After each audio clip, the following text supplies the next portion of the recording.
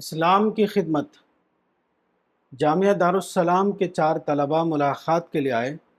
ایک صاحب نے کہا کہ میں صحافت کے ذریعے اسلام کی خدمت کرنا چاہتا ہوں، اس کے بارے میں آپ کی رائے کیا ہے؟ میں نے کہا کہ اسلام کی خدمت کسی صحافت یا غیر صحافت کے ذریعے نہیں ہوتی، اسلام کی خدمت صبر اور محنت کے ذریعے ہوتی ہے۔ اگر آپ اپنے اندر صبر اور محنت کی صفت پیدا کر لیں تو آپ جہاں بھی رہیں گے آپ کامیاب طور پر اسلام کی خدمت کر سکیں گے، اور اگر صبر اور محنت کی صفت آپ کے اندر نہیں ہے تو کہیں بھی آپ اسلام کی مفید خدمت انجام نہیں دے سکتے۔ ڈائری 4 اگست 1996۔ الرسالہ مارچ تا اپریل 2026۔